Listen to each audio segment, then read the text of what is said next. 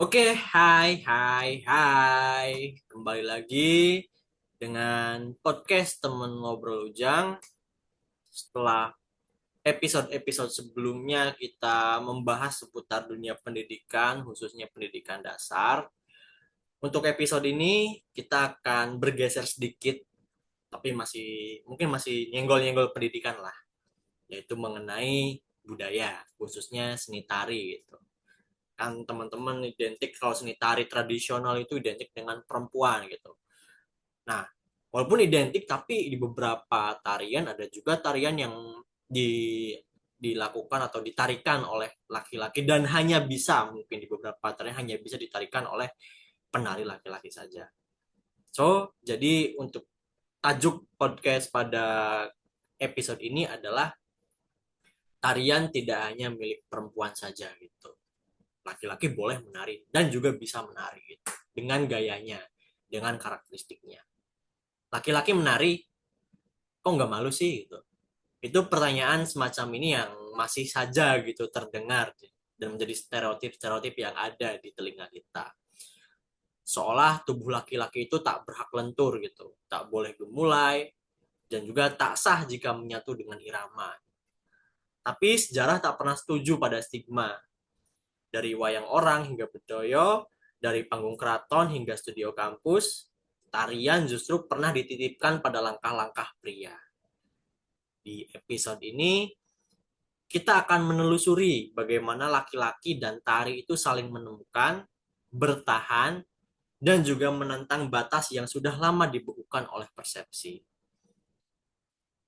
Pada episode kali ini juga saya akan ngobrol dengan teman saya yang juga seorang penari di keraton dan juga seorang mahasiswa S2 Pendidikan Seni dari Universitas Negeri Yogyakarta. So, kita akan bicara tentang tubuh, tentang budaya, dan juga keberanian menari di tengah dunia yang kadang terlalu kaku. Oke, halo Mas Gavin. Selamat malam. Halo Mas Ujang, selamat malam.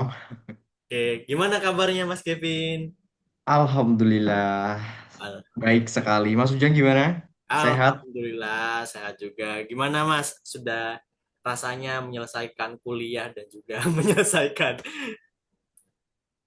Ya, belajar nari rasanya di keraton? apa ya? Sekarang rasanya sedang antara senang dan juga bingung nih. Habis ini ngapain ya? Gitu. Wah, bingung ya, ya gitulah umumnya mahasiswa yang menjelang lulus gitu dan belum tahu mau kemana dan itu masih wajar-wajar saja gitu. Karena kadang nggak semua mahasiswa udah tahu gitu ke depannya mau kemana. Iya, betul-betul. Pas Nah, Ujang dulu pasti juga mungkin ngerasain gitu juga ya? Atau enggak? Atau ya, langsung aja? ya gitu dulu Mas. Saya juga habis lulus nganggur dulu setengah tahun. Sama lah, nggak semulus itu juga gitu hidupnya. Sama ya, berarti emang siklusnya Ya, mahasiswa setelah lulus itu. iya, ya begitulah gitu. Nggak semuanya lancar gitu. Mungkin di beberapa hal ada yang tersendat, termasuk karir gitu ya. Betul, betul, betul. Oke Mas, biar tidak terlalu melebar ya, kita kembali ke topik utama. Nah, Oke. boleh diceritain nggak Mas, apa yang pertama kali menggerakkan tubuh dan hati untuk menari gitu bagi Mas Kevin? Oke, kalau ngomongin terkait sama pengalaman ya, Hmm, pengalaman dulu, kenapa sih kok saya mau sampai akhirnya sejauh ini menekuni bidang, ya bisa dibilang bidang seni, khususnya seni tari, hmm, sampai kuliah tinggi-tinggi di bidang seni kayak gitu ya, Mas. hmm, Awalnya dulu sih sebenarnya itu karena memang pengaruh orang tua kayak gitu. Ya walaupun orang tuaku itu backgroundnya itu nggak ada yang seniman seperti hmm, itu. Cuman mereka semuanya itu sebagai penikmat seni. Mereka semuanya suka sama seni. Tapi nggak ada yang seniman kayak gitu. Jadi mereka hanya sebatas suka, nggak sampai terjun seperti itu. Nah, dari situ tuh orang tuaku, terutama ibu sama nenek, hmm, waktu itu tuh dari kecil aku dari TK, bahkan dari sebelum TK dulu, itu udah dimasukin, diikutin sanggar kayak gitu, Mas. hmm, Nah, dari situlah aku mungkin sudah dibentuk dari situ sampai akhirnya membentuk aku menjadi seperti sekarang ini yang suka sama yang namanya seni tari kayak gitu. Tuh, jadi awalnya itu memang dari orang tua, dorongan dari orang tua yang mengarahkan ke situ seperti itu. Dan akunya juga memang suka. Kadang ada kan yang orang tuanya itu kayak menyuruh kayak gitu, tetapi Hmm. anaknya itu menolak kayak gitu. Nah, kalau dulu aku ya mungkin karena memang udah dari sananya udah memang oh anak ini suka seni kayak gitu. Jadi ya ya akhirnya berjalan berjalan akhirnya dari orang tua itulah akhirnya membentuk saya seperti ini jadi suka yang namanya seni sebenarnya nggak hanya seni tari saja dulu tuh malah awalnya pada saat TK sampai SD itu awalnya itu bukan seni tari mas Oh, seni apa, Mas? dulu itu aku seni rupa bahkan sering ikut lomba-lomba sampai tingkat kabupaten itu seni rupa jadi suka gambar ngelukis kayak gitu tetapi memang karena memang dulu orang tua itu nggak hanya mengarahkan ikut sanggar tari gitu nggak jadi kayak bisa aku diarahkan buat musik aku dulu juga sempat nyanyi nih terakhir nyanyi tuh SD kalau nggak salah Hmm. nyanyi dulu sering banget mewakili lomba-lomba nyanyi di kabupaten sampai kecamatan deh kalau nyanyi terus kalau gambar itu sampai kabupaten kayak gitu nah aku dikuatinnya pada nari ini SMP kelas 2. Hmm. Jadi TK sampai SD itu nyanyi sama gambar.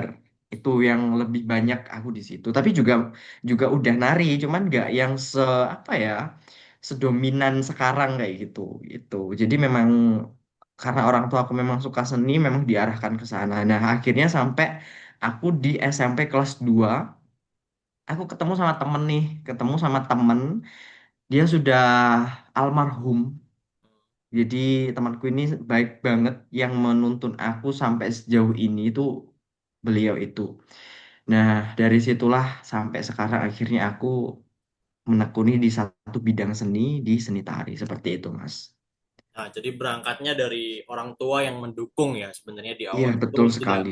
tidak mendalami tari gitu kan. Awalnya mungkin Mm-mm. awalnya tadi ya mendalami seni rupa dan seni suara Mm-mm. gitu. Mungkin mendalami tari itu mulai dari SMP ya, Mas. Iya, yang bener-bener emang aku mendalami banget itu SMP kelas 2. Yang aja sebelumnya juga cuma ikut-ikut aja kayak gitu, Mas. Dan itu memang apa ya, selain orang tua memang Mas Kevin juga condongnya ke arah seni tari gitu juga gitu. Iya, Cocok betul. dengan seni tari gitu. Hmm. Iya, aku lebih condongnya kok enak kayak gitu. Jadi Hmm. akhirnya aku terus masuk di situ gitu. Gitu. Nah, kemudian Mas, selama berbelasan tahun gitu ya terjun di dunia seni tari gitu sebagai laki-laki itu pernah nggak sih ngalamin gitu ada anggapan ataupun komentar yang menyudutkan Mas Kevin gitu sebagai penari cowok gitu kan? Kalau itu kayaknya hampir semua 99% penari cowok pasti pernah mengalami yang namanya hal itu. Pasti ada sesuatu hal yang dalam tanda kutip nggak mengenakan kayak gitu ya Mas. Hmm. Itu. Ini juga sempat aku alami dan kenapa tadi ada siklus dari SD dan akhirnya aku mendalaminya lagi di SMP. Ada vakum di antara aku SD dengan sampai SMP kelas 2 itu aku tidak mendalami seni tari. Hmm. Kenapa waktu itu aku masih ingat betul karena ini mungkin sangat berkesan ya Mas bagiku. Jadi kayak eh, sampai sekarang pun aku udah umurnya hampir udah seperempat abad masih Waduh. inget. Padahal itu kejadiannya dulu waktu aku SD kelas 2. Jadi waktu TK sampai aku SD itu aku diikutin sanggar kayak gitu. Hmm. Nah, kemudian pada saat aku SD kelas 2 itu ada beberapa orang yang mengatakan gini, loh lanang kok melok nari sih? Loh, laki-laki kok ikut nari sih? Kayak gitu ya, bahasa Hmm. Indonesianya kayak gitu. Kurang lebih kayak gitu. Nah, namanya anak SD ya, Mas, dikatain kayak gitu kan jadinya kayak ya minder gitu ya. Waktu itu kita belum tahu yang mana yang benar, mana yang ya kita masih belum tahu lah istilahnya kayak gitu. Jadi dari situlah karena sering ada omongan seperti itu, bahkan bukan hanya dari teman, Mas, tapi juga dari tetanggaku juga Hmm. ada yang bilang seperti itu. Itu aku masih ingat banget kayak gitu. Nah, dari situ aku akhirnya tidak mau menekuni dunia seni tari. Itu SD kelas 2 sampai aku akhirnya SMP kelas 2 itu. Nah, selama vakum itu aku cuma mendalami menggambar, menyanyi kayak gitu. Itu aja. Nah, itu. Terus sampai akhirnya tadi aku ketemu sama temenku, dia laki-laki, dia juga pandai banget menari. Waktu itu nari topeng, aku masih ingat nari topeng di sekolahku dan akhirnya sampai aku eh, kenal sama dia dan dia ngajak aku kayak gitu. Nah, dari situ aku udah mulai bisa mikir ya karena kita udah dewasa dalam artian udah tahu mana yang benar mana yang salah kayak gitu. Ya belum dewasa sih maksudnya kayak kita udah beranjak dewasa, kita udah tahu gitu.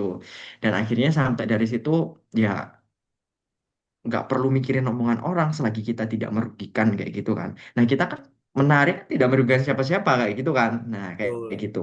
Nah, dari situlah aku sudah menekuni dan terjun dalam itu tadi kayak gitu. Bahkan sampai sekarang pun Mas, Hmm, sampai sekarang 2025 pun ada beberapa orang itu yang masih kayak kamu laki-laki tapi kok nari ya kayak gitu. Nah, hmm, kayak gitu. Itu yang menjadi apa ya?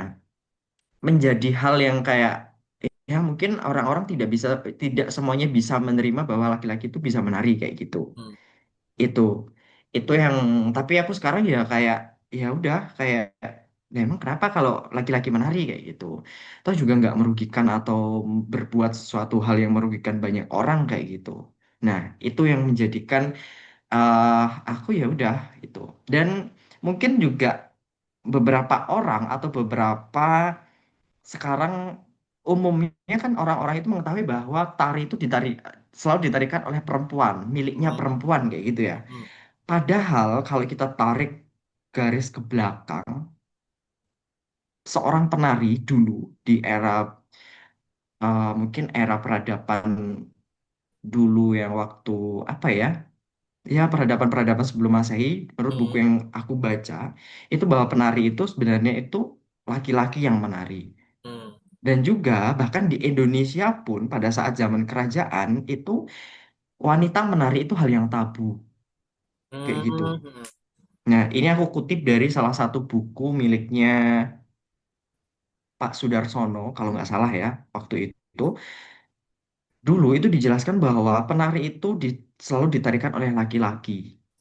Seperti contohnya ronggeng kayak gitu ya. hmm, Itu. Kemudian juga ada beberapa hal di istana kerajaan itu juga yang penarinya itu adalah laki-laki. Mengapa demikian? Karena memang pada saat dulu itu kan budaya patriarki masih sangat tinggi ya, Mas. hmm, Nah, ya, itu. Nah, wanita itu tidak boleh tampil di depan publik kayak gitu. Ini juga diperkuat oleh pernyataan dari dosenku, Mas. Dosenku itu Profesor Dr. Kuswar Santio. Beliau hmm, juga salah satu eh, orang yang ada di keraton seperti itu, hmm, beliau juga menyatakan bahwa pada zaman dahulu itu perempuan menari itu adalah sesuatu hal yang tabu kayak gitu. Tetapi sekarang jadi kebalikannya, laki-laki menari itu hal yang tabu kayak gitu. hmm, Nah, ada sebuah kontradiktif di situ bahwa memang sebuah peralihan zaman itu akan merubah cara pandang seseorang kayak gitu. Padahal kalau kita tarik lagi ke belakang, hmm, memang semuanya itu dulu awalnya laki-laki yang menari kayak gitu. Bahkan di Malang, kan aku asalnya dari Malang ya Mas. hmm, Aku dulu itu memang menekuni yang namanya topeng wayang, topeng Malang. Nah, wayang topeng Malang itu pada saat zaman dahulu penarinya itu semuanya laki-laki. Baik itu tokoh perempuan itu ditarikan oleh laki-laki kayak gitu. Karena itu tadi, karena budaya patriarki yang mana perempuan itu tidak boleh tampil di depan umum. Yang boleh expose diri atau show ke diri itu hanya laki-laki kayak gitu. Itu seperti itu. Tetapi karena sekarang adanya sebuah ya perkembangan zamannya seperti ini, kesetaraan gender kayak gitu, jadi ya perempuan bisa unjuk diri, bisa tampil di depan umum kayak gitu. Dan itu merubah stereotip orang-orang masyarakat bahwa penari itu milik perempuan. Yang menari itu harus perempuan karena lemah lembut dan lain sebagainya kayak gitu. Itu hal yang jarang didengar atau jarang diketahui oleh banyak orang kayak gitu. Seperti itu, Mas. Karena ya memang pengaruhnya banyak ya. Mungkin kalau ditarik terkait dengan sejarah karena adanya pengaruh kolonialisme, adanya kesetaraan gender, sehingga itu memutar arah yang seharusnya penari itu memang, ya bukan seharusnya ya, yang hmm, dulunya memang laki-laki itu menari, tapi sekarang jadi perempuan seperti itu. Dan sekarang udah berkembang di masyarakat bahwa perempuan yang menari itu bagus daripada seorang laki-laki seperti itu. Iya, memang ya kalau bicara apa namanya stereotip mungkin ya itu yang terjadi gitu seiring perubahan zaman tadi ya, ya dampak kolonialisasi juga yang yang turut mempengaruhi persepsi masyarakat. Belum lagi dulu di zaman-zaman revolusi gitu identik laki-laki itu Betul. harus berperang gitu dan lain-lain sebagainya gitu. Mungkin kalau berkaca pada daerah atau wilayah yang tidak tersentuh kolonial itu justru masih masih ada tuh tarian-tarian yang dibawakan oleh laki-laki seperti di Nah, betul. Papua terus yang mungkin yang teman-teman yang nonton Upin Ipin itu pulu-pulu kan kebanyakan penari Nah, laki-laki semua dan itu iya juga mungkin betul. karena tidak tersentuh apa ya tersentuh kolonial waktu itu Iya, betul dan betul. masih murni ya itu ya tadi ya ya berarti dicocokkan dengan pendapatnya Mas Kevin dan dosen-dosennya dan juga para pakar Iya, lainnya betul. penari itu pada awal mulanya justru laki-laki gitu Laki-laki, yang betul. dan seiring perkembangan zaman berubah menjadi perempuan dan ada banyak Mm-mm. faktor juga gitu kan. Nah, Iya, betul sekali. terus Mas tadi aku tertarik sama ceritanya Mas Kevin gitu di kelas 2 SD gitu sempat ada omongan yang tidak enak gitu dari tetangga entah dari siapa gitu. Pernah titik baliknya kayak gimana sih kayak ada dendam yang berhasil membungkam mereka enggak dengan prestasi atau dengan apapun. Iya, dulu memang sempat kayak udah di titik yang mana kayak aku udah nggak mau lah kayak gini gitu. Hmm. Itu dan itu bahkan ditentang sama orang tua aku mas waktu itu Hmm. ibuku bilang lah kenapa kok dengerin orang lain yang jalanin kan kamu kayak gitu Hmm. itu dan terus akhirnya sampai aku tuh udah selama mungkin hampir dari kelas 2 kelas 3 4 5 6 kelas 7 5 tahun itu aku gak menyentuh sama sekali yang namanya dunia seni tari. Ya Hmm. mungkin hanya melihat kayak gitu aja, tapi nggak sampai mendalami atau terjun ke dunia seni tari seperti itu.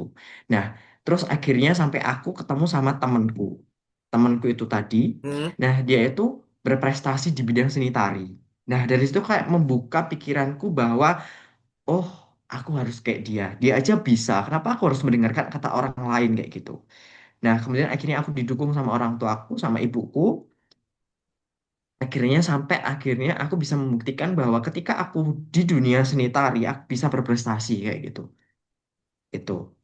Nah, akhirnya dari situ sampai akhirnya orang-orang itu tahu, oh, sekarang mengenalnya jadi kayak orang-orang yang sebelumnya itu kayak meledek atau mengejek atau mengatakan dan lain sebagainya itu jadi kayak respect sama apa yang sudah aku capai kayak Hmm. gitu di bidang seni tari kayak gitu. Dan aku juga mau membuktikan bahwa seni tari itu nggak melulu sesuatu hal yang buruk kayak gitu, tapi juga bisa membuat kita itu lebih maju dan juga berprestasi, khususnya orang laki-laki seperti itu, anak laki-laki kayak gitu.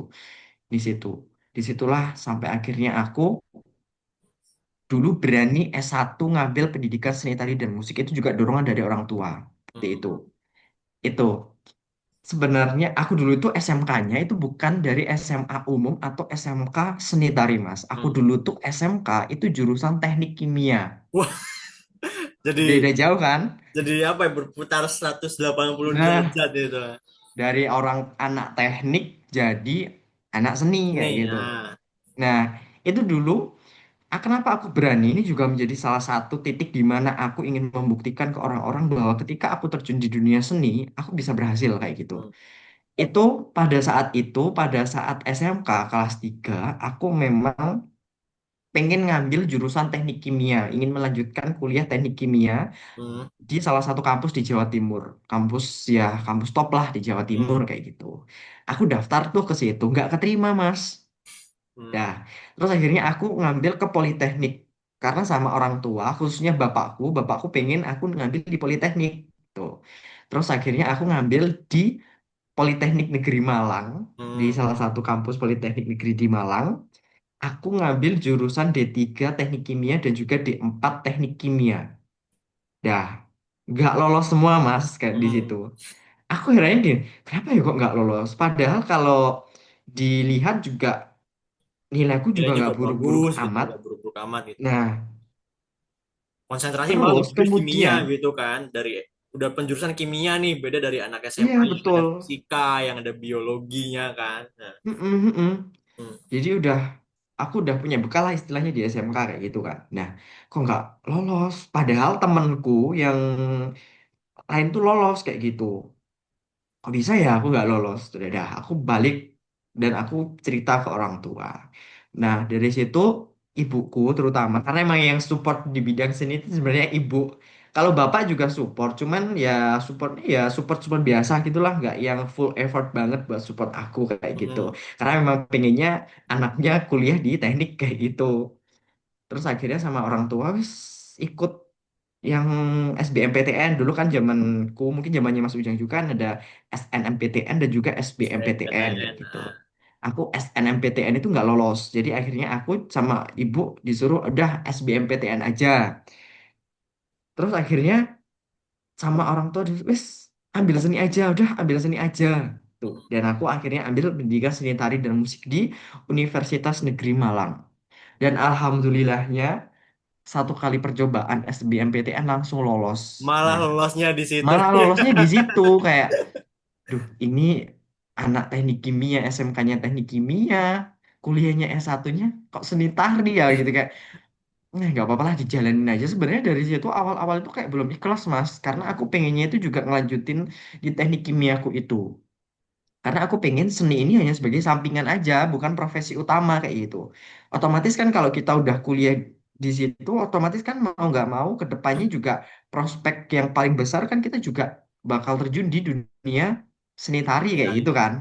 Nah, kayak gitu. Terus akhirnya sampai semester 3 itu aku masih kayak belum sepenuhnya kayak gitu. Terus akhirnya aku disadarkan oleh beberapa dosen waktu dulu S1 bahwa memang ya kalau kamu sudah di sini berarti memang jalan takdirmu kayak gitu. Oh dari sini kayak mikir, oh ya mungkin memang ini takdirku kayak gitu. Ya Hmm. akhirnya aku mendalami seni tari di situ dan akhirnya aku ya udah sampai sekarang itu dan aku sampai berani ambil S2 pendidikan seni tari seperti itu. Jadi dari situ sejauh itu yang membuat aku membuktikan bahwa aku bisa loh sampai di titik ini sampai aku melanjutkan studi magisterku di bidang seni kayak gitu. Jadi seni itu nggak melulu sesuatu hal yang apa buat hiburan saja, tetapi aku Hmm. juga bisa ngambil bahwa seni itu nggak hanya buat hiburan aja, tetapi juga sesuatu hal yang positif yang kita bisa bagikan ilmunya kayak gitu. Itu sih Mas, kalau akhirnya aku bisa membuktikan ke orang-orang seperti itu. Ah, oke. Sangar ya, apa ya? Bukan sangar, apa jadi keren juga gitu membuktikannya dengan prestasi gitu. Itu yang Mm-mm. jawaban yang paling menampar sekali orang-orang yang Mm-mm. bilang tidak enak. Mungkin mereka belum, justru apa ya, kalau bicara tokoh mungkin setahu saya gitu ya, justru lebih banyak tokoh-tokoh penari laki-laki yang terkenal di Nah, mancanegara gitu ya daripada betul. yang tokoh perempuan gitu. Katakanlah di Didi Towo dan juga Rianto Lengger itu kan dua Nah, dua betul. tokoh tari yang terkenal di mancanegara gitu ya. Iya, Mungkin betul mereka belum betul. belum apa ya, belum sadar ke situ waktu itu. Mm-mm. Belum Dan melihat sejauh itu kayak gitu. hmm, dan itu ya apa ya, di beberapa sendera tari pun laki-laki bisa loh menari dengan gagah gitu kan. Betul, betul Banget sekali. melihat. Itu kalau misal melihat pertunjukan itu mungkin apa ya, bisa merubah stereotip-stereotip itu gitu. Mm-mm, mm-mm, Bahwasanya mm-mm. laki-laki itu tidak, tariannya mungkin beda ya dengan perempuan yang Beda. lembut.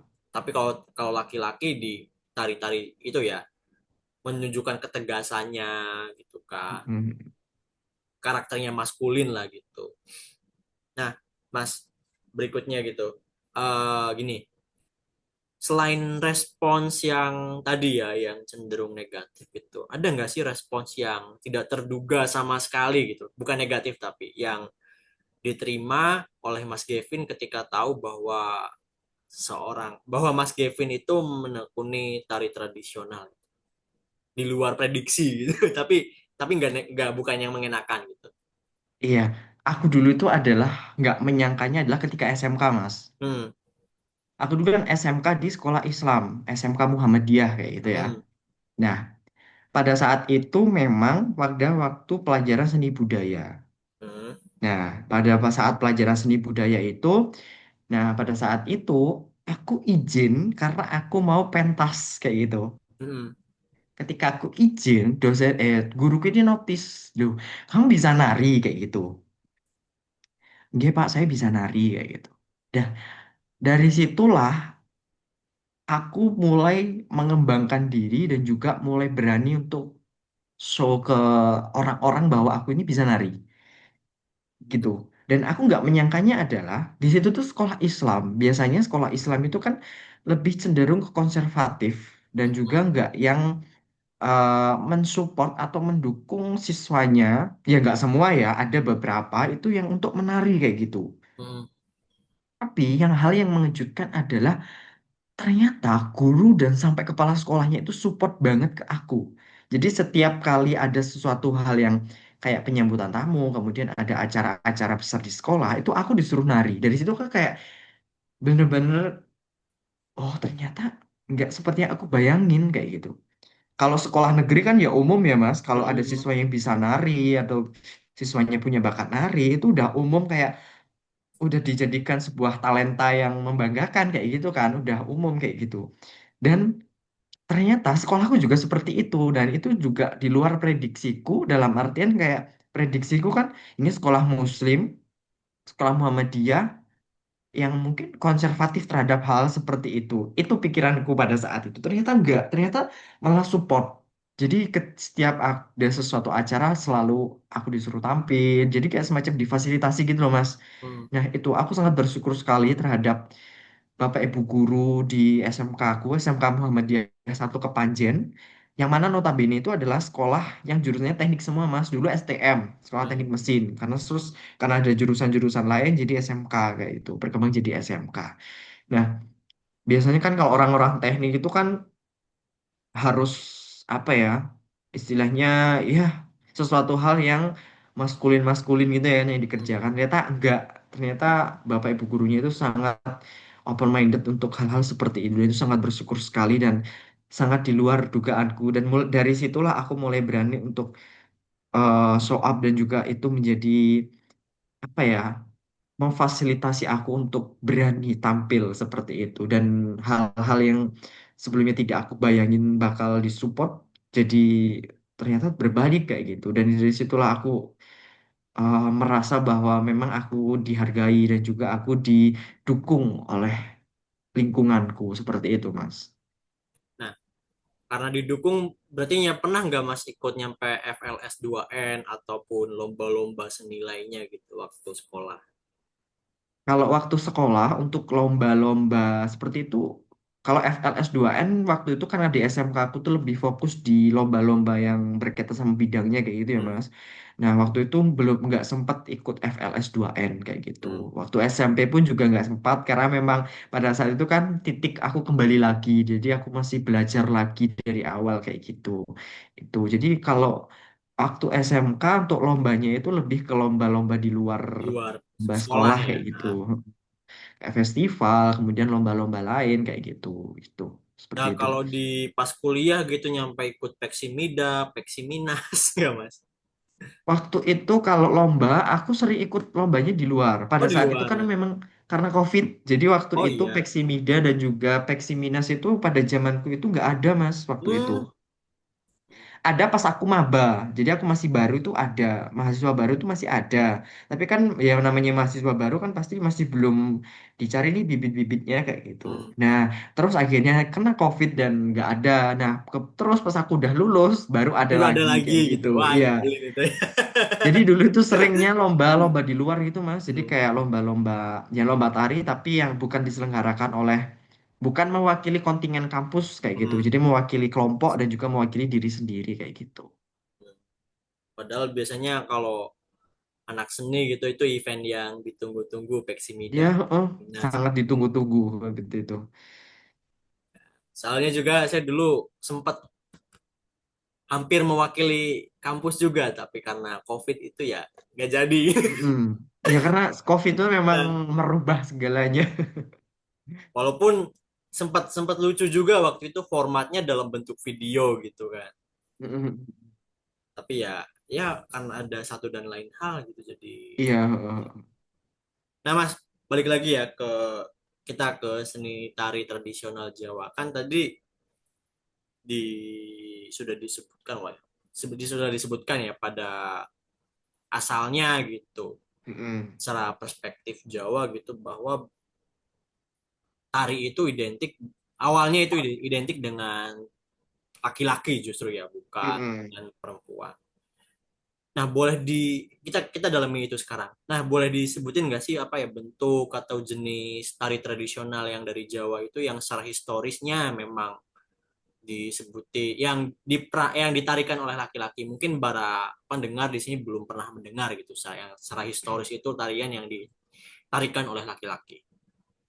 Oke, jadi hampir setiap daerah itu punya tari tradisional mereka sendiri kan, Mas. Hmm, Nah, secara historis itu awalnya mereka hampir yang saya baca itu semuanya ditarikan oleh laki-laki. hmm, Kita dari ujung sebelah timur Jawa ya, di Banyuwangi. Banyuwangi itu kan ada yang namanya tari gandrung.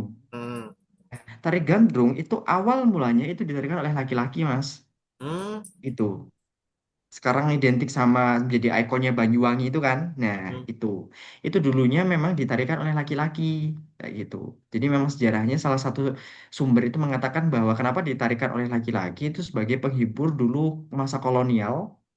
Nah, para penari ini juga sebagai seperti apa ya, mata-mata kayak gitu. hmm. Ketika mereka menghibur para penjajah, mereka itu juga sambil mendengarkan informasi apa yang ada di Informasinya. penjajah. Ya, itu. Jadi kayak sebagai mata-mata gitu. Itu, itu dari Banyuwangi itu. Terus Hmm, dari Malang, topeng Malang itu dulu juga diperankan oleh laki-laki. Jadi kalau topeng Malang itu kan ada ceritanya ya. hmm, Ceritanya dalam artian itu kayak wayang-wayang wong gitu loh, Mas. Nah, ya. ada tokohnya, ada Dewi Sekartaji, Wadalwardi, kemudian juga Ragil Kuning, itu kan tokoh-tokoh perempuan. Nah, Hmm, tapi dulu itu diperankan oleh laki-laki seperti itu. hmm, Tapi sekarang untuk perkembangan sekarang itu berubah. Jadi kalau hmm, perannya tokohnya perempuan ya diperankan oleh perempuan kayak gitu. Itu. Kemudian kita ke wilayah Jawa bagian tengah di hmm, Jogja dan juga Surakarta dulu itu wayang wong itu diperankan oleh laki-laki semua, baik tokoh perempuannya. Seperti itu. Jadi kan kalau sekarang kan kalau yang dari jadi Dewi Sinta atau apa ya ya perempuan-perempuan kayak gitu kan. hmm, Nah, itu beberapa sumber sejarah itu mengatakan bahwa dulu itu wayang wong itu diperankan oleh laki-laki semua. Yaitu tadi karena ada budaya patriarkinya itu yang perempuan tidak boleh tampil di depan umum kayak gitu. Itu. Kemudian lengger. Lengger itu kan kalau lengger sampai sekarang mungkin masih eksis ya. hmm. di, ditarikan oleh laki-laki. Laki, Tapi pada perkembangannya sekarang, lengger itu banyak ditarikan oleh perempuan. Hanya perempuan sedikit juga. seniman yang mempertahankan itu. Eh, Seniman laki-laki yang mempertahankan menari lengger kayak gitu. Itu. Jadi memang overall kebanyakan seluruh dari tari-tari tradisional, khususnya di Jawa, itu memang ditarikan oleh laki-laki seperti itu, Mas. Itu. Nah, kecuali mungkin tari-tarian yang memang diciptakan waktu itu pas buat perempuan baru mulai show off gitu. Nah, Misalnya mungkin serimpi gitu kan identik dengan perempuan sekali kan. nah, iya. Gimana? Dan ini, kalau ngomongin masalah di keraton ya, Mas, Hmm, ada memang ada memang sebuah tarian yang itu memang ditarikan oleh perempuan hmm, dari dulu kayak gitu. Memang dari awal penciptaannya itu ditarikan oleh perempuan kayak gitu karena memang itu suatu hal yang memang sakral dan juga ada nilai historis dan juga spiritualnya kayak gitu. hmm, Kita kasih contoh seperti tari Bedoyo Ketawang. Nah, Bedoyo Ketawang itu kan salah satu pusaka milik Keraton Kasunanan Surakarta. Nah, itu kan secara historis itu dulu adalah tarian yang diciptakan oleh pendiri Kerajaan Mataram Islam pada saat itu Panembahan Senopati ketemu dengan Ratu Roro Kidul yang mana itu menggambarkan sebuah pertemuan cinta antara Panembahan Senopati dan juga Kanjeng Ratu Kidul dan itu digambarkan sebagai di dalam bentuk Bedoyo Ketawang. Oleh karena itu sampai sekarang makanya Bedoyo Ketawang itu menjadi pusaka milik Keraton Kasunanan Surakarta kayak gitu. Itu karena memang juga penarinya harus perempuan dan itu memang harus perempuan karena memang ada persyaratan-persyaratan khusus yang memang itu nggak boleh dilanggar. Contohnya yang menarikan harus masih gadis. Hmm. Oh, tidak boleh dalam kondisi haid kayak gitu. Itu. Kemudian juga di di Kesultanan Yogyakarta itu juga punya pusaka yang tarinya itu ditarikan oleh perempuan dan bahkan ini menurut informasi yang saya dengar ya, saya juga belum memvalidasi hal tersebut. Yang boleh melihat tarian itu hanya Ngarso Dalem dan juga keluarga dan juga perempuan saja. Itu ada namanya Bedoyo Semang. Hmm. Sampai sekarang itu tidak ada dokumentasi terkait dengan Bedoyo Semang. Karena memang tidak boleh didokumentasikan, tidak boleh dilihat oleh masyarakat umum yang bukan Ngarso Dalem dan juga keluarganya kayak gitu. Karena memang benar-benar sakral sekali, saking sakralnya masyarakat umum tuh nggak boleh lihat seperti itu. Itu Mas. Nggak boleh lihat, nggak boleh didokumentasikan gitu kan. Bahkan mendengar musiknya saja kayaknya nggak boleh deh. Soalnya temanku tuh pernah bilang, salah satu temanku tuh kan pernah jadi penari budaya Semang. Hmm. Itu memang nggak sembarangan orang bisa melihat, menyaksikan, mendengarkan seperti itu. Tuh. Nah, yang khusus perempuan itu juga setahu saya juga syarat-syaratnya selain itu juga ada yang diminta puasa lah Ya, gitu. betul. Sangat yang memang itu dikhususkan untuk perempuan mungkin ya. Iya, betul betul sekali. Nah, Mas, kemudian gimana sih narasi gender itu membentuk cara masyarakat melihat penari laki-laki, khususnya dalam konteks pendidikan seni dan juga tradisi? Iya, berkaitan dengan apa ya? Cara pandang orang-orang terhadap sesuatu hal bahwa seni tari itu milik perempuan, laki-laki tidak boleh menari, sebenarnya itu juga pengaruh-pengaruh hal yang membuat mereka itu memiliki cara pandang seperti itu. Karena juga ada berbagai sebuah apa ya? Isu-isu sosial, permasalahan sosial sehingga mereka membentuk pemikiran seperti itu. Dan hal-hal seperti itu memang apa ya? Tidak bisa kita hindari seperti itu. Bahkan ada narasi sampai sekarang itu orang laki-laki kalau nari itu bencong kayak gitu. Padahal tidak semuanya seperti itu. Ya mungkin ada orang yang menari jiwanya itu apa ya berkalut, apa istilahnya berkalut itu kayak menyatu dengan dirinya dan itu terbawa sampai di dia turun dari panggung lah istilahnya kayak gitu. Hmm. Ketika menari dan juga tidak menari itu sama seperti itu. Ada memang seperti itu. Tapi kan tidak semuanya seperti itu kayak gitu.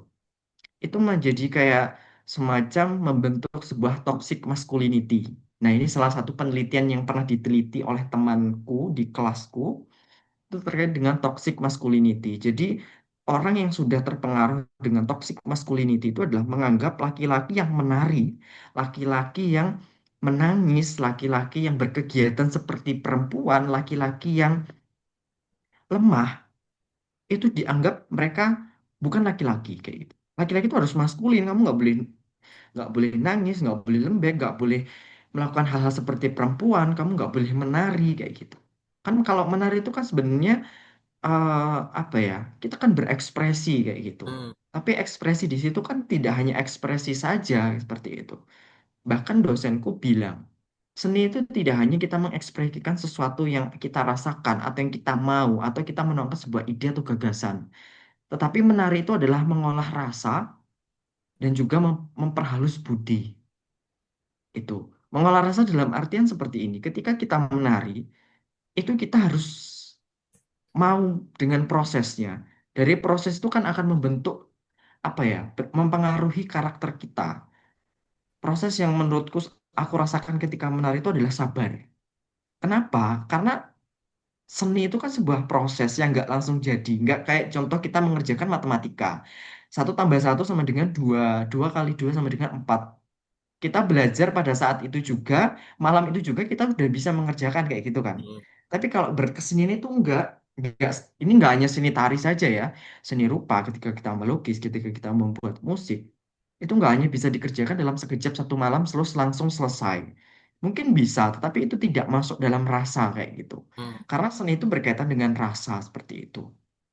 Nah, dari situlah kita akan tahu, kita akan menyadari bahwa seni itu tidak hanya kita joget, menggerakkan badan kayak gitu. Itu. karena memang saat ini orang-orang mungkin ya sudah apa ya istilahnya udah punya doktrin bahwa laki-laki harus seperti ini, laki-laki harus seperti itu kayak gitu. Itu yang menjadikan mereka itu kayak eh udah punya anggapan bahwa seni itu khususnya laki-laki itu tuh nggak bagus kayak gitu, nggak ada peluang sesuatu hal yang maju kayak gitu. Padahal kalau kita kaji lagi dalam konteks pendidikan seni, seni itu nggak hanya untuk hiburan saja, Hmm, tapi itu tadi makanya sekarang itu ada istilahnya therapy of art kayak gitu kan, terapi dalam seni kayak gitu. Ketika kita berkesenian, itu juga bisa membuat terapi untuk diri kita sendiri kayak gitu. Itu sudah banyak penelitian-penelitian yang dilakukan dan juga orang-orang seni sekarang lebih banyak mengintegrasikan bahwa seni itu sebagai salah satu terapi untuk hmm, penyembuhan, entah itu untuk penyembuhan secara psikis ataupun secara fisik ataupun yang lainnya seperti itu. hmm, Itu kan ada juga aku pernah lihat salah satu apa ya semacam workshop kita tuh disuruh waktu itu menciptakan sebuah gerak untuk meluapkan emosi yang ada di dalam diri kita yang tidak bisa kita katakan kayak gitu. hmm, Sebuah emosi atau rasa yang tidak bisa kita katakan itu kalau memendam itu kan akan menjadi sesuatu hal yang apa ya istilahnya kayak bakal kepikiran terus kayak gitu dan itu akan menjadi sakit kayak gitu. Nah, ketika kita tidak bisa meluapkan atau ngomongin itu, nah salah satu bentuk ekspresi yang dapat kita lakukan adalah dengan bergerak itu. Jadi ketika kita bergerak itu akan mengkomunikasikan apa yang ada di dalam diri kita yang tidak bisa kita katakan. Komunikasi kan nggak harus selalu verbal kayak gini kan Mas. Kita iya ngomong itu kan betul. enggak kayak gitu. Nah, itu menjadi salah satu hal yang perkembangan dari dunia seni itu sendiri, khususnya di seni tari kayak gitu. Itu. Jadi kayak kita harus lurusin nih bahwa tari itu nggak hanya untuk hiburan saja. Kamu goyang megal-megol dan lain sebagainya nggak kayak gitu. Tapi ada sebuah nilai atau istilahnya edukasi di balik itu semua. Kak. Itu Hmm. ditinjau dari pendidikan seni ya Mas, seperti itu. Berarti itu kayak apa ya? Kayak semacam pendangkalan mengenal seni gitu sebagai Nah, itu sebagai hanya melihat dari indrawi saja gitu. Padahal dari betul. dalam itu tadi ya bisa mengolah rasa gitu. Mm-mm. Saya sepakat juga gitu karena dulu juga apa ya? Saya juga pernah belajar teater juga Mas. Nah, iya. Nah, nah, Apalagi teater itu kan juga proses kan kayak gitu. proses juga gitu itu mengolahnya melatih kesabaran juga salah Nah, satunya dan lain-lainnya banyak sebenarnya nilai-nilai yang bisa kita pelajari gitu kalau memang nah kita betul. sadar gitu proses kita Iya, belajar sadar kita bahwa itu kita sedang belajar gitu mm-mm, betul termasuk sekali. menari itu kan kayak apa ya saya jadi teringat gitu ketika dulu pas di latihan teater juga ada yang namanya olah tubuh juga mas waktu itu. Nah, betul, betul sekali. Olah tubuh itu kayak apa ya semacam ya mirip dengan kalau dari visual mirip kayak orang menari tapi waktu itu diminta buat mengenali tubuh kita sendiri gitu mengenali bagian-bagian yang tidak pernah digerakkan tidak pernah tersentuh bagian mana aja gitu kemudian diminta digerakkan sesuai apa ya, sesuai perasaan kalian gitu waktu itu rasanya kayak gimana sedang lambat apakah sedang cepat sedang marah atau sedang apa diekspresikan lewat situ gitu ya pada pada akhirnya apa ya estetikanya itu muncul secara tidak sengaja gitu waktu Mm-mm. itu lagi sendiri ketika ketika apa ya ketika berkelompok itu lain lagi rasanya dan itu juga menyatukan chemistry sebenarnya gitu kan Iya, betul sekali. itu ketika ditarik keluar ya ditarik di luar panggung ya juga membentuk apa pada akhirnya kita sudah mengenal gitu mengenal teman kita mengenal lawan main kita juga di luar seperti apa gitu kan. Nah, itu juga ya itu ya intinya poin-poin lebihnya gitu yang jarang dilihat gitu dan diketahui Iya, oleh betul sekali. masyarakat Heeh. awam gitu pada umumnya. Nah, kemudian tadi Mas, toxic masculinity itu juga menarik itu. Di dunia akademik itu akademik sendiri tuh kayak gimana sih Mas mandang maskulinitas gitu dalam seni tari apakah mendukung atau justru menentang gitu pemahaman maskulinitas dalam seni tari. Oke, kalau mau ngomongin maskulinitas di dalam seni tari itu sebenarnya kalau di dalam seni tari sendiri pun seni tari itu nggak mengenal gender, nggak ada gendernya mas, Wah, kayak gitu. beda gendernya ya?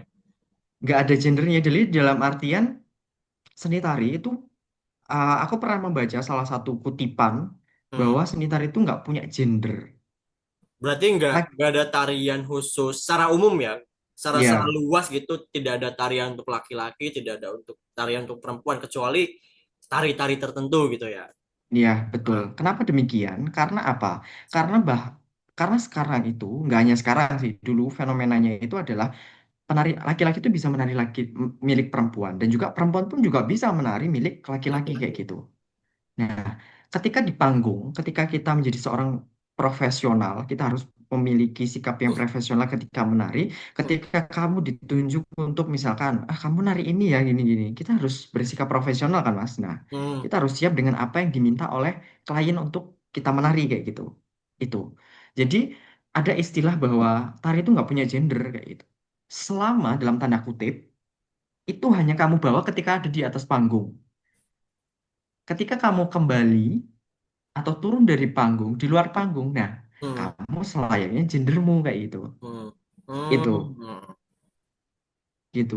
Jadi memang di dalam dunia akademik, khususnya orang-orang seni, seni tari itu udah apa ya istilahnya umum seperti itu ya Mas. Kayak ketika kamu nari, laki-laki nari perempuan ya udah itu profesionalitas kamu menari kayak gitu. Tapi di luar panggung kamu harus kembali lagi menjadi seorang laki-laki kayak gitu. Jangan sampai terbawa sampai di luar panggung kayak gitu, istilahnya kayak gitu. Itu Ya, itu hanya yang menjadi sekedar hal yang untuk sisi profesional penting saja kayak gitu. gitu Dan ya. juga beberapa hal berkaitan dengan hal itu, Hmm. mm-mm. Dan juga ada beberapa hal terkait dengan itu, memang dalam dunia akademik, tidak, ini di luar kampus ya Mas, kayak gitu, Hmm. memang ada yang memang khusus dikelompokkan. Seperti yang di keraton yang saat ini aku ikuti di Pamulangan Hamongpekso, dari Kawedanan Krido Mardowo Keratonnya Yogyakarta Hadiningrat kan memang ada sekolah untuk mempelajari tarian klasik Yogyakarta. Hmm. Nah di situ memang sudah dikelompokkan Mas. Jadi ada tiga kelas, kelas putri, kelas putra gagah dan juga kelas putra alus itu. Jadi kalau putra gagah ya udah mempelajari putra gagah, kalau putri ya udah mempelajari putri, kalau putra alus ya udah mempelajari putra alus. Jadi Hmm. ada pengelompokan kayak gitu.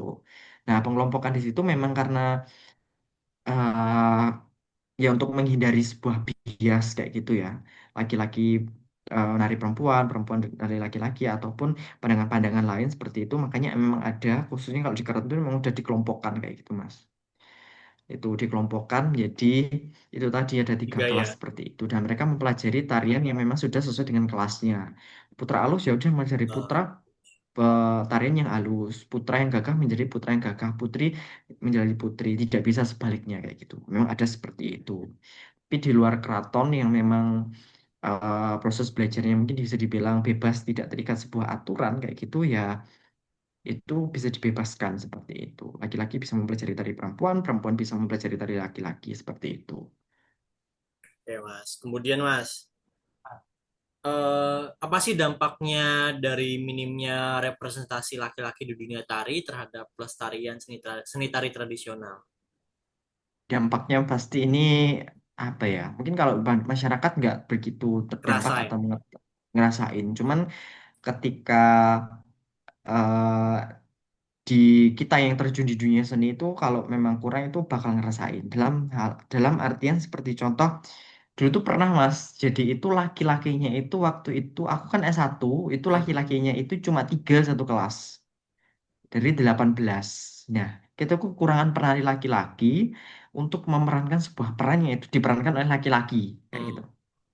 itu jadi kekurangannya itu membuat kayak duh sulit banget cari penari laki-laki kayak gitu jadi kayak mempengaruhi prosesnya sih terutama ketika proses itu bisa dikurang kayak gitu jadi kita harus eh mencari penari lain dan lain sebagainya kayak gitu itu kalau nggak gitu ya di backup oleh perempuan-perempuan itu mereka Jadi laki-laki laki-laki kayak ya. gitu. Tadi balik lagi bahwa tari itu nggak mengenal gender itu tadi jadi ya ya udah mereka harus mau yang harusnya tidak jadi karena terpaksa karena suatu keadaan jadi tidak dan juga ketika diterjun ke dunia pekerjaan kayak gitu. Penari laki-laki, terutama mereka yang berprofesi sebagai guru, itu juga sangat penting, Mas. Karena apa? Karena seorang perempuan ketika mengajarkan sebuah tari laki-laki kepada siswa laki-laki itu beda rasanya ketika laki-laki menarikan laki-laki dan mengajarkannya kepada siswa laki-laki kayak gitu. Nah, Iya sih. iya, jadi proses seseorang perempuan, ini namanya perempuan bagaimanapun ketika dia memerankan sebuah atau menarikan sebuah tari laki-laki itu ya feminimnya itu masih ada gitu loh Mas. Jadi Hmm. nggak yang benar-benar sesuai dengan apa yang ditarikan laki-laki kayak gitu. Jadi itu memang penting. Bahkan juga laki-laki pun ketika menarikan perempuan sisi maskulinitasnya juga masih ada kayak gitu ya. Jadi memang penting karena apa itu juga berpengaruh terhadap sebuah karakter dari nanti output yang dihasilkan kayak gitu loh Mas. Itu. Nah, gitu. Jadi apa adanya representasi negatif gitu dalam seni tari Nah, itu betul. berpengaruh ke proses juga gitu ya. Iya, Seperti betul yang betul sekali. Mas Kevin sebutkan di awal itu sulit mencari Mm. penari laki-laki karena sumber dayanya terbatas. Sumber daya terbatas itu muncul karena adanya apa ya perspektif persepsi negatif terhadap laki-laki Stereotip pun masyarakat stereotip kayak gitu. nah pun ketika menjadi guru gitu karena umumnya guru tari itu adalah perempuan ketika Perempuan. mengajarkan seni tari yang untuk laki-laki juga akan jadi sulit gitu padahal itu juga Betul. penting gitu untuk dikuasai oleh anak laki-laki juga. Nah terus Mas eh, bisa nggak sih menari itu menjadi suatu bentuk perlawanan gitu biasanya seni itu identik dengan perlawanan juga kan. Menari itu bisa jadi bentuk perlawanan terhadap konstruksi sosial yang membatasi ekspresi laki-laki. Bisa. Itu sangat bisa sekali karena di dalam seni itu kan kita berekspresi, kita mengekspresikan sesuatu hal kayak gitu. Hmm. Nah, ketika itu menjadi sebuah perlawanan, itu akan banyak sekali kok sekarang itu kayak jadi sebuah apa ya, sindiran ke orang-orang Hmm. bahwa laki-laki itu bisa menjadi sebuah penari, penari yang hebat kayak gitu. Itu menjadi sebuah sindiran dan menunjukkan bahwa ini loh laki-laki itu nggak nari itu nggak yang feminim-feminim kayak gitu. Laki-laki itu juga bisa menjadi sesuatu hal yang gagah sesuai dengan kodratnya kayak gitu. Itu. Jadi memang dalam mengekspresikannya itu ya di dalam rangkaian cerita tarinya itu. Jadi masyarakat itu kalau mereka yang nggak suka dalam artian sudah memandang tari itu sebagai laki-laki khususnya laki-laki yang menari itu sesuatu hal yang negatif ya bisa dilihat dari situ kayak gitu. Itu aku dulu pernah kalau nggak salah itu melihat aku lupa judulnya dan juga lupa tapi aku masih ingat beberapa tarian itu memang kayak nyindir orang-orang yang memandang sebelah mata terutama laki-laki kayak gitu itu Jadi seperti itu sangat bisa ya menjadi bentuk sangat perlawanan sangat untuk bisa. pada konstruksi Mm-mm. sosial saat ini yang memandang seni tari itu hanya boleh dilakukan oleh perempuan saja gitu. Dan Bahkan itu aku sudah tuh terjadi pernah gitu dulu kan. Apa Mas? waktu itu aku memberi contoh ke siswaku. Hmm. Siswaku itu pernah kayak Joh, Lana kok nari sih Pak? Lagi-lagi kok nari sih Pak? Kayak gitu. Hmm. Ke aku. Waktu itu aku kasih contoh waktu itu ada Wayang Wong yang Hmm. memerankan itu adalah jenderal-jenderal TNI. Hmm. Aku, lu- aku lupa nama judulnya. Terus aku tunjukin, nih, waktu itu Kapolrinya siapa ya? Kapolrinya, oh Kapolri sekarang kalau nggak salah, Pak Listio Sigit itu. Kita. Sama waktu itu jenderalnya Pak Andika Perkasa kalau nggak salah. Hmm. Pak Andika Perkasa atau setelahnya. Nah, itu kan di sini aku bukan memandang mereka apa ya? Mereka punya jabatan ya. Di sini Hmm. yang aku tunjukkan adalah mereka itu tentara, mereka gagah, tapi mereka juga bisa menarik sesuai dengan kodratnya seperti yang diperankan oleh mereka kayak gitu. Itu pada saat itu. Nah, disitulah kayak aku pengen nunjukkan loh ini loh, Mas Yo, meskipun laki-laki itu juga bisa menari. Ini tentara-tentara jenderal aja bisa memainkan wayang uang kayak itu. Itu. Jadi itu menjadi sebuah bukti bahwa seorang laki-laki itu bisa menari sesuai dengan apa kodratnya kayak gitu. Jadi nggak boleh memandang atau mengeneralisir bahwa laki-laki yang menari itu seperti perempuan itu salah besar kayak gitu. Ya, itu bisa jadi apa ya, pukulan telak bagi anak ya, apalagi nih lihat nih Iya, tentara aja yang gagah itu bisa nari gitu. betul sekali. Jadi kan jadi itu bisa apa ya, mengembalikan persepsi tari kepada jalannya gitu, bahwa tari itu nggak cuma buat perempuan doang gitu, laki-laki boleh ya, buktinya itu tentara-tentara, polisi-polisi juga bisa menari gitu kan. Iya, betul betul Dan banget. kalau nggak salah ada juga itu polisi laki-laki yang jadi guru tari gitu, saya pernah pernah nonton apa pernah baca gitu. Oh iya, di TikTok itu ada. Itu polisi Iya, Jogja loh. Mana ya? di Jogja Bantul ya. atau kota itu? Ya bahkan di Jogja gitu.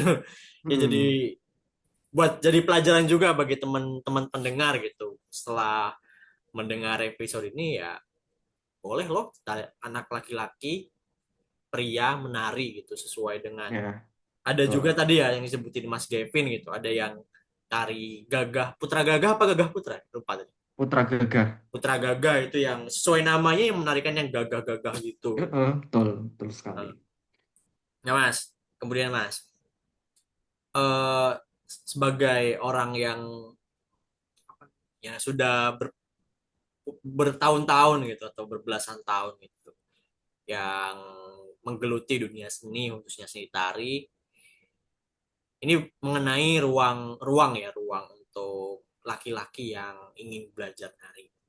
Gimana sih kita itu membangun ruang yang aman dan terbuka bagi laki-laki yang ingin belajar menari? Oke, ini juga menjadi salah satu hal yang sering ditanyakan oleh beberapa orang, terutama dari daerah yang mana daerah itu memang minim tempat atau fasilitas untuk mengekspresikan dirinya di dalam Hmm, seni tari kayak gitu. Itu juga menjadi salah satu alasanku, Mas, kenapa aku lari ke Jogja ini kayak gitu. Jadi ketika kita ingin, kita harus cari orang atau cari setidaknya teman yang memang punya visi dan juga visi tujuan yang sama kayak gitu lah ya. hmm, Itu. Karena apa? Karena itu akan membantu kita mendapatkan relasi yang sama seperti apa yang kita inginkan kayak gitu. Dalam hari ini ketika kita pengen nari, kita juga harus mencari teman yang suka nari dan itu akan menjadi sebuah membawa kita untuk ke tempat yang memang kita inginkan kayak gitu. Itu. Jadi ini juga menjadi salah satu alasan kenapa aku melanjutkan studi di S2 ini di Jogja. Karena di Jogja ini kan pusatnya seni dan budaya Jawa kayak gitu ya, Mas. hmm, Apapun seni itu terfasilitasi dengan baik di Jogja. Itu yang aku rasakan saat ini. Nah, ketika aku ingin mencari sesuatu yang itu mendukung bakatku, mendukung keinginanku, aku harus mencari tempat yang mana itu memang mendukung. Aku ke Jogja karena memang di Jogja ini semua fasilitas kesenian itu ada dan juga memang banyak yang mendukung kayak gitu.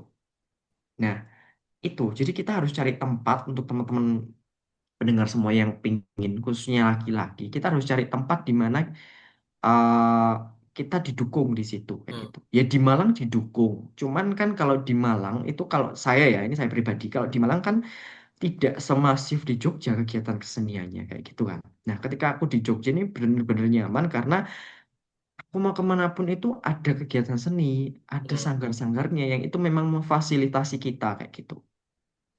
Itu menjadi alasan kenapa aku ingin ke Jogja. Aku ingin mencari tempat di mana itu mendukung.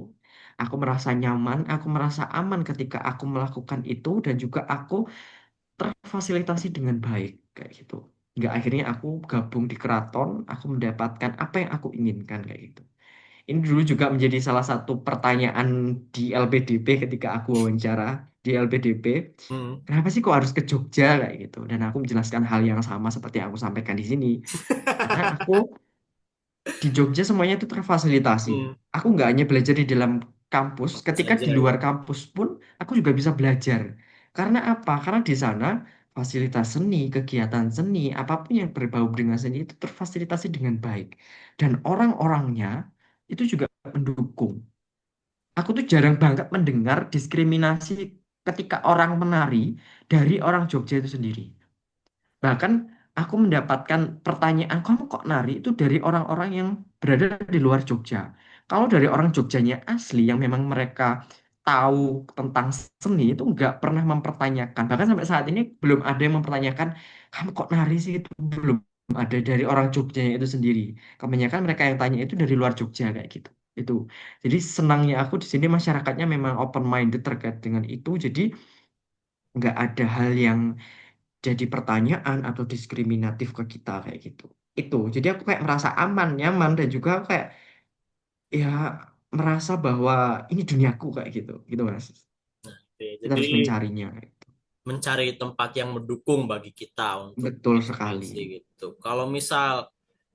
Kalau misalnya itu tempat yang kita tinggal itu tidak mendukung, itu yang menjadi sedikit lebih berat berarti ya, Mas. Nah, Nah, itu betul kita sekali. harus kita harus mengedukasi juga gitu mereka bahwa Nah, apa yang kita lakukan ini nggak mengganggu sebenarnya gitu. Dan iya, hal heeh. sederhana semacam itu kemudian menunjukkan dengan prestasi, toh pada akhirnya mereka juga bisa mendukung kita gitu, Iya, mengapresiasi aku dulu kita. soalnya sempat punya teman, dia itu sekolahnya itu tidak memperbolehkan menari. Wah, ah, Padahal itu perempuan loh, Mas, kayak gitu. hmm, Itu jadi mereka dia itu kayak aku nggak bisa Vin kayak gini, soalnya di sekolah tuh nggak boleh nari dan lain sebagainya bla bla bla bla kayak gitu. Nah, terus dari situ aku mikir, ya iya sih, kayak lingkungan kita nggak mendukung, sehebat apapun kita nggak akan pernah bisa muncul kayak gitu. Jadi kita harus benar-benar mencari tempat lingkungan yang memang itu mendukung kayak gitu. nah mendukungnya itu harus kita batasi ya, mendukung dalam aktivitas yang positif gitu, bukan Nah, mendukung betul, nggak yang aktivitas yang negatif semuanya gitu. didukung itu nggak. Jadi memang arahnya jelas dan juga hal yang Nah, sangat positif kayak gitu. nah ini perlu diperjelas juga bagi Mm, mm, teman-teman mm, itu. mm. Dukungan yang positif ya, bukan dukungan Betul yang sekali. buat bertindak negatif gitu, enggak boleh lah gitu. Nah, terus Mas, kan di zaman sekarang ada yang namanya media, ada institusi seni maupun pendidikan gitu.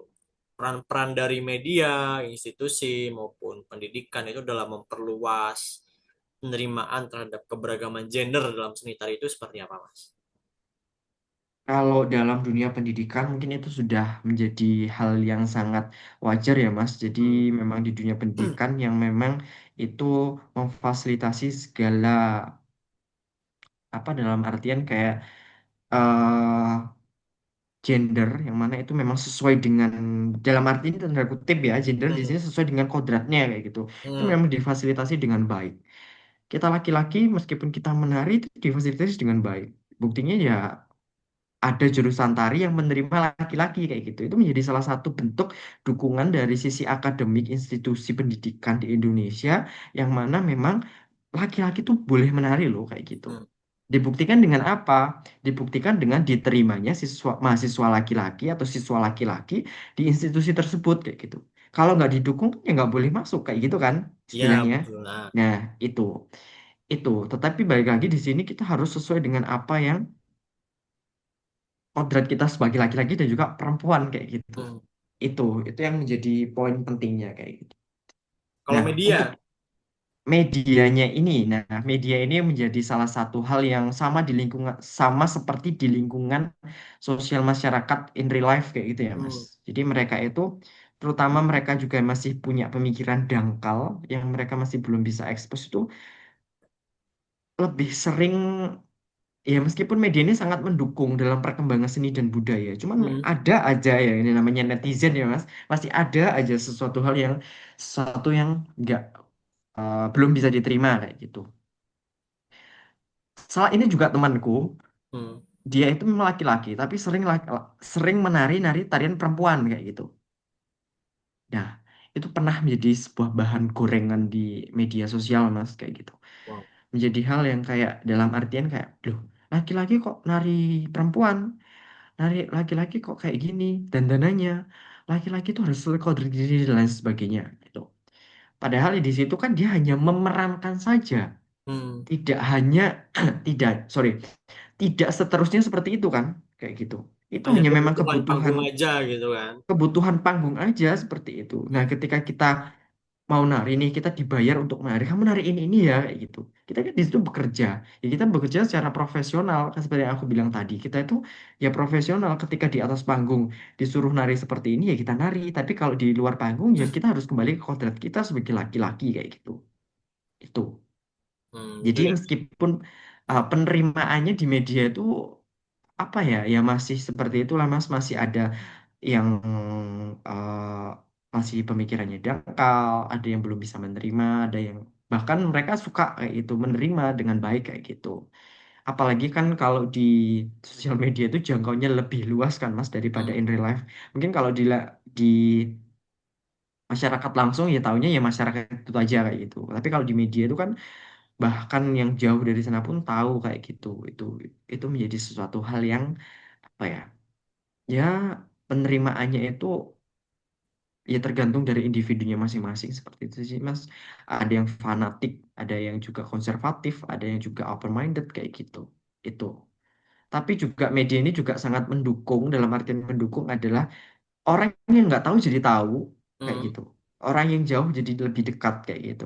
Mereka yang oh ternyata itu tarian kayak gini tuh ada ya, ternyata sejarahnya itu kayak gini ya. Jadi itu media-media yang memudahkan kita untuk memberitahu kayak gitu. Itu. Ya, jadi apa ya, media juga bisa jadi pisau bermata dua gitu. Nah, Bisa betul sekali mendukung pisau kita bermata juga dua. bisa bisa membunuh kita gitu. Tergantung Betul sekali. tergantung orang yang mengunggah menarasikannya itu seperti apa gitu. Nah, Yang iya jelas betul. kan biasanya yang tadi ya, yang bisa jadi bahan gorengan nih, bisa membuat kekacauan, bisa Nah, membuat iya. komentar di feeds kita naik dan lain-lain sebagainya. Itu ya Mm-mm. yang sangat disayangkan gitu ya. Iya. Tahu sendiri itu juga berkorelasi positif dengan tingkat literasi kita gitu ya. Mm-mm. Dengan Apalagi kan tingkat. sekarang itu ya Mas, sekarang itu kan LGBT itu kan menjadi salah satu yang rame kan di Hmm. lingkungan dan juga di sosial media kayak gitu. Pernah waktu itu aku membaca salah satu komentar di postingan seseorang yang dia itu menari tarian perempuan, padahal dia laki-laki kayak gitu. Hmm. Itu pun juga ada diisukan mengarah ke LGBT, katanya itu menjadi langkah awal LGBT. Itu sebenarnya tergantung dari orangnya orangnya sendiri. Kita nggak boleh mengeneralisasikan bahwa orang yang menari perempuan itu nanti akan menjadi orang laki-laki yang menarikan perempuan itu menjadi awal atau pintu menjadi LGBT kayak gitu. Kayak menurutku ya, ya itu tergantung dari orangnya. Kenapa kita harus menilai atau mengeneralisir bahwa setiap laki-laki yang menarikan perempuan itu LGBT kayak gitu. Hmm. Tidak semuanya seperti itu kayak gitu. Itu juga menjadi salah satu isu yang sekarang di media itu banyak sekali rame kayak gitu. Dan juga bahwa ada anggapan, ini juga aku mendengar dari temanku yang mereka itu bukan orang seni dan juga awam terhadap sebuah seni tari kayak gitu. Hmm. Dia itu juga, eh kalau orang laki-laki nari itu apa dia itu suka sama cowok gitu sih kayak gitu. Hah? Dapat dari mana mereka itu? Padahal kan Hmm. ya enggak semua orang seperti itu. Nah, itu Hmm. jadi generalisir dari orang-orang itu kayak perlu diluruskan nih bahwa tidak semua orang laki-laki yang menari ataupun yang di atas panggung menarikan perempuan itu mengarah ke LGBT itu tidak. Mereka hanya memainkan perannya mereka menjadi mengekspresikan dari apa yang ada kayak gitu. Ya kayak gitu kan juga misal kita nih, misal aku disuruh nari gambyong. Aku Hmm. dibayar nih. Ya kan aku nari gambyong pada saat di atas panggung.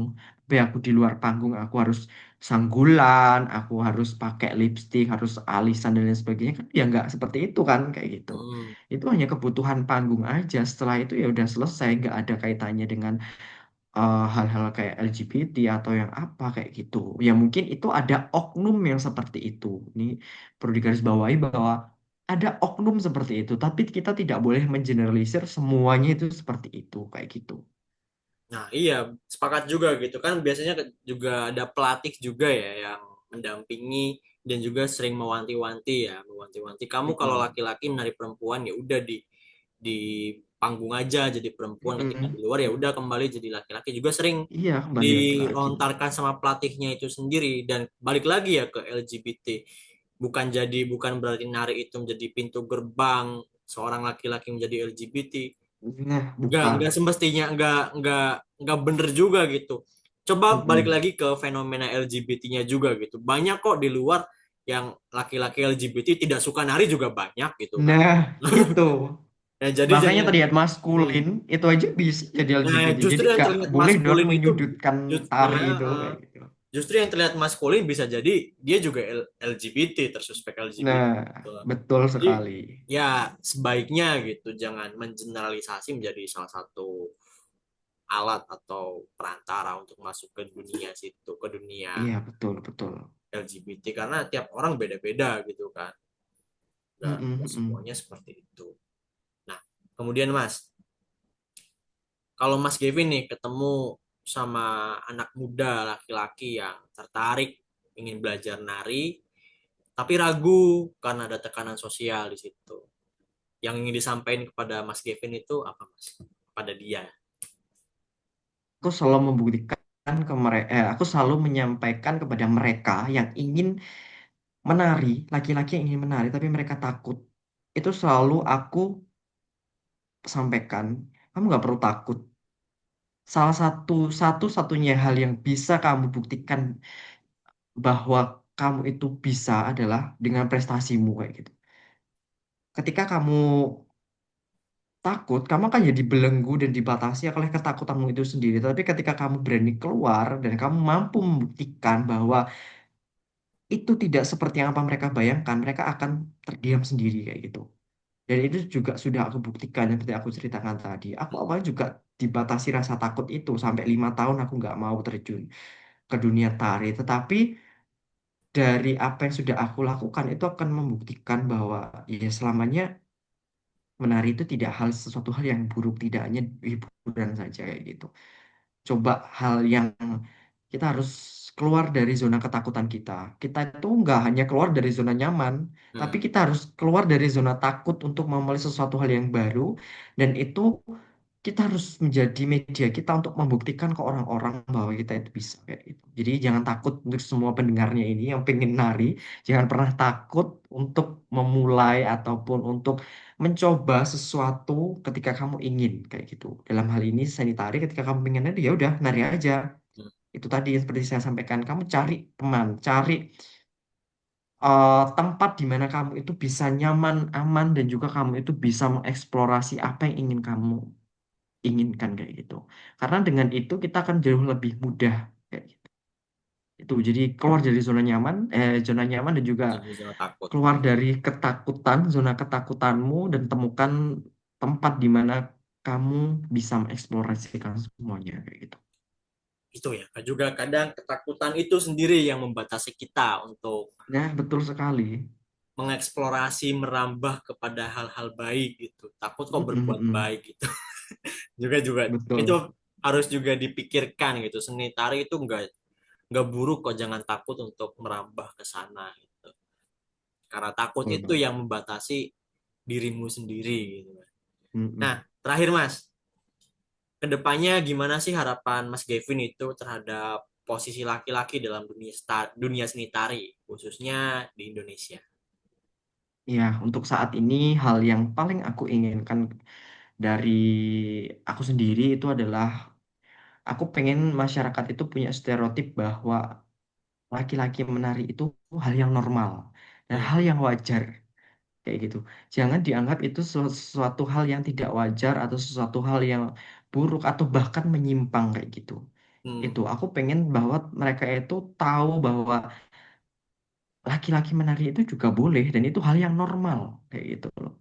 Karena menganggap anggapan mereka kan sekarang itu banyak masyarakat yaitu tadi ya seperti Hmm. aku jelasin bahwa orang laki-laki yang menari terutama yang menarikan tarian yang halus, kalem itu seperti perempuan dan juga mengarah ke LGBT. Ayo kita semua harus open minded bahwa tidak semua dan tidak boleh mengeneralisasikan bahwa laki-laki yang menari itu dianggap tidak normal dan juga dianggap bisa dibilang menyimpang kayak gitu. Aku pengen sekali itu dan juga itu yang akan menjadi awal orang laki-laki tidak takut untuk menari, terutama anak laki-laki untuk tidak takut menari. Karena kebanyakan saat ini adalah anggapan bahwa orang laki-laki atau anak laki-laki menari itu tidak wajar atau tidak normal, itu membuat mereka takut sehingga mereka tidak mau kayak gitu. Itu, jadi kita harus mempunyai mindset bahwa itu tadi, yang laki-laki yang menari itu hal yang wajar dan itu hal yang normal kayak gitu.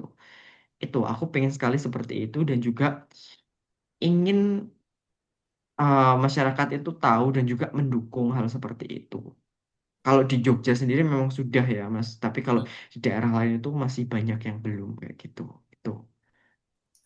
Mindset ya, Iya, aku pengen mindset yang mindsetnya itu apa harus ya? Ya, digeser sedikit gitu. Nah, nah ya betul kata Niji digeser juga, sedikit. menarilah dan terus tertawa walau dunia tak seindah Nah, surga betul. gitu. Ya, Kalau Niji kata sendiri, Niji kan gitu ya. nah, kalau kata Niji kan seperti itu, menarilah gitu walau dunia tak seindah surga. Justru Niji juga Betul sekali. menganjurkan untuk menari gitu kan. Nah, pada akhirnya kan tubuh laki-laki itu tak selalu harus kokoh. Kadang ia juga perlu lentur, bukan untuk tunduk, tapi untuk menyampaikan sesuatu yang tak bisa diucapkan oleh kata. Tarian juga tadi sudah disebutkan bukan milik jenis kelamin. Betul Tarian sekali. itu milik keberanian, milik jiwa yang ingin bicara lewat gerak. Dan mungkin justru di balik gerakan yang hening, ada suara yang paling lantang tentang siapa kita dan siapa kita ingin menjadi. Sampai jumpa di episode selanjutnya, tempat kita terus bergerak, meski tak selalu dalam ritme yang sama. Terima kasih Mas Kevin sudah menemani saya ngobrol kali ini. Semoga ini menjadi pengetahuan baru, menjadi insight baru, dan menjadi berkah untuk kita dan juga para pendengar semuanya. Sampai Terima jumpa di kasih Mas lain. Ujang. Terima Sama-sama. kasih semua pendengar. Sampai jumpa di episode berikutnya dengan topik dan obrolan menarik lainnya dan terus pantau di podcast teman ngobrol Ujang. So, sampai jumpa dan salam sehat.